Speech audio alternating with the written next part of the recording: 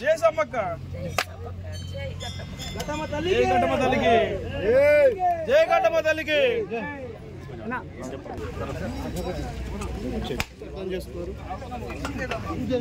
అద్భుతంగా విజయంగా జాతర నిర్వహించుకోవడం జరిగింది।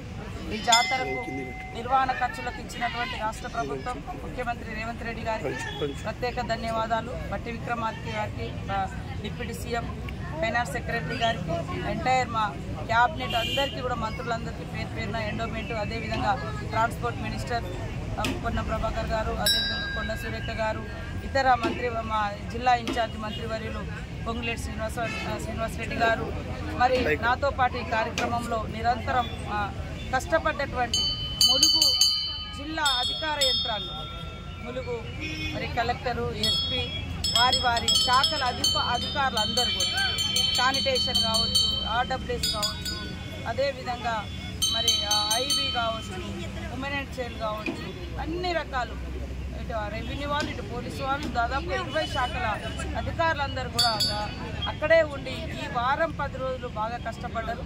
2 నెలల నుంచి అయితే పోలీసు యంత్రాంగం, ములుగు జిల్లా పోలీసు యంత్రాంగం అంతా కూడా రోజు జాతర లాగానే భక్తులు వస్తుంటే, మరి ఇక్కడ గట్టమ్మ కానించి మొదలు పెడితే అక్కడ మేడారం గద్దెల వరకు కూడా చాలా ట్రాఫిక్ నిబంధనలు పాటిస్తూ ట్రాఫిక్ను ఎప్పటికప్పుడు క్రమబద్ధీకరిస్తూ కూడా చాలా కష్టపడ్డారు।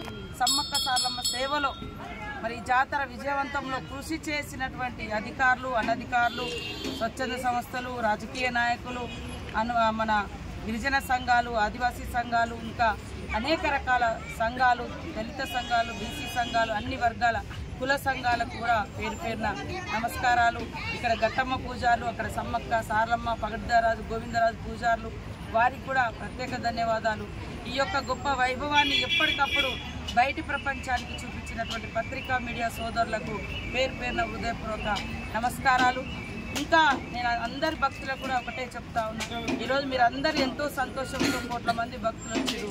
మళ్ళీ 2026లో అద్భుతంగా ఇంకా ఇప్పుడున్నటువంటి అనుభవంతో ఇంకా స్వాస్థ్య పనులు ఇచ్చి అద్భుతంగా నిర్వహించుకోవడం కోసం ఇప్పటి నుంచే ప్రణాళిక చేపడతామని కూడా ఈ సందర్భంగా తెలియజేస్తా ఉన్నాం। అద్భుతం అంటే అద్భుతం, నా కన్న ద్వారా చూసిన అద్భుతం, నేను నిన్న చూసిన అద్భుతం, సమ్మక్క సారలమ్మ, పగడిద్దరాజు, గోవిందరాజులు గద్దెల మీద నుంచి కదిలిస్తుంటే మరి వర్షపు జల్లులు కురిసి వాళ్ళు గద్దెల నుంచి కదిలి గేటు దాటిన తర్వాత ఆ వర్షం ఆగిపోయింది। అసలు ఏంటిది అనేది నేను ఇప్పటికి నన్ను నేను కూడా ప్రశ్నించుకుంటాను। అంటే ఇంత